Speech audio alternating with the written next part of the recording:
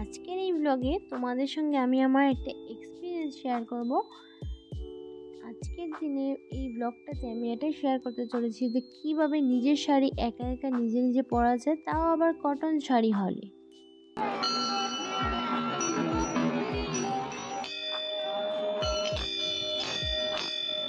So বেশি বকবকটা করে ভিডিওটা এখান থেকে শুরু করছি। হ্যালো এভরিওয়ান, কেমন আছো সবাই? আশা রাখছি সবাই খুব খুব ভালো আছো, আর আমিও তেমন ভালো নেই।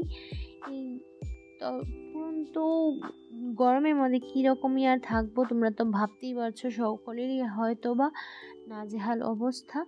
তো দিনটা ছিল রামনবমীর দিন, দুপুরবেলায় বাসন্তী পূজার নবমীর দিন। সেদিনকে ঘরে কেউ ছিল না, মা বাবা কেউই ছিল না। সাধারণত আমি যখনই শাড়ি পরি, নিজের শাড়ি নিজেই পরি, কিন্তু কুচিগুলো আমাকে কিন্তু মাই ড্রেপিং করে দেয় বা ধরে দিয়ে একটু হেল্প করে দেয়। তবে ওই দিনকে ঘরে কেউ ছিল না, যার দরুন আমার শাড়িটা পরতে এতটা প্রবলেম হয়েছে কি আর বলবো বুঝিয়ে। তাও আবার শাড়িটা ছিল কিন্তু কলপ দেওয়া কটন শাড়ি, কি বলবো, বুঝে উঠতে পারছিলাম না যে শাড়িটা কিভাবে কি করে আমি পরবো। আমার মাথায় বিরাট একটা বাজ পড়েছিল যে শাড়িটা আমি আজকে কীরকমভাবে পরবো, কিন্তু কিছু নয়, নিজে নিজে পরে অভ্যাস হয়ে গিয়েছে। এইবার আমি সুন্দর করে পরেও নিয়েছি। তোমরা কিন্তু আমাকে শেষের কমেন্টে জানিও যে শাড়িটা আমার পরা হলো কীরকম, আর নিজের যে একা কিন্তু পরেছি, অবশ্যই প্লিজ কমেন্টে জানিও। আর তারপর খুব তাড়াহুড়া করে আমি রেডি হলাম। ভেবেছিলাম অঞ্জলি নেব, কিন্তু অঞ্জলি তো আমার নেওয়া হয়নি, পিরিয়ড হয়ে গিয়েছে, কি আর করব, ভাগ্যটাই হয়তো খারাপ। এই ছিল আমার ফুল লুক। সুন্দর করে ধোয়া কাপড় চোপড় পরে রেডি হলাম, ভেবেছিলাম অঞ্জলি নেব, সেটা আর হয়ে ওঠেনি। মনে প্রচণ্ড কষ্ট নিয়ে আজকে বেরোতে হচ্ছে। এই আমি ঘর থেকে বেরিয়ে পড়ছি, ঘরে আবার কেউ নেই, সব কিছু তালাফালা দিয়ে আমি বেরোচ্ছিলাম।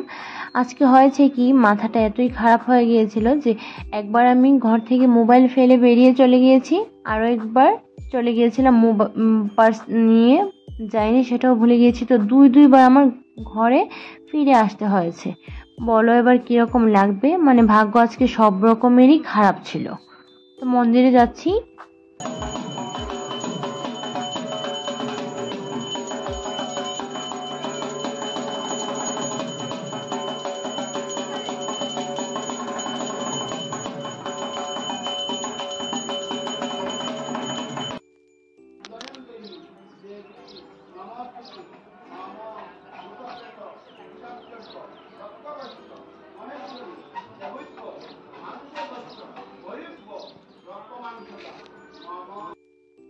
সব কিছু বাধা বিপত্তি সেরে নিয়ে আমি কিন্তু মায়ের দরবারে পৌঁছেও গিয়েছি।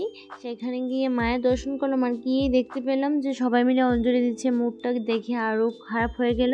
আর আমি একা যাইনি, আমার সঙ্গে পপি আর ডালি গিয়েছিল, ওরা অঞ্জলি দিচ্ছিল, আমি সেখানে বসে বসে ওদের জন্য ওয়েট করছিলাম। অ্যাকচুয়ালি তোমরা আবার ভেবো না, আমার পিরিয়ডের কিন্তু ফার্স্ট ডে ছিল না, আমার 7th ডে ছিল, যার দরুন আমি মন্দিরে গিয়েছি।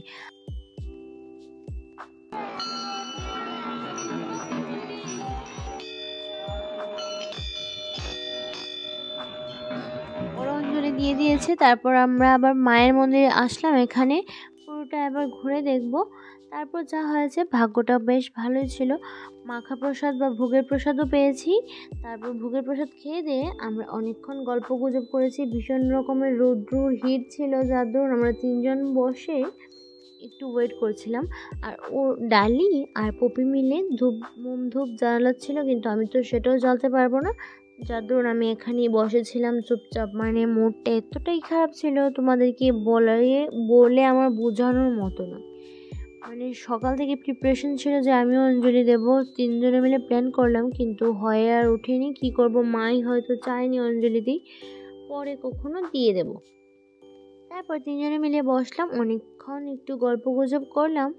তারপর দেখলাম যে মহাদেবের মন্দিরটা, যে শম্ভুর মন্দিরটা ভীষণ সুন্দর লাগছিল এই দুপুরবেলা। এইটার ক্লিপটা আমি না নিয়ে আর পারলাম না।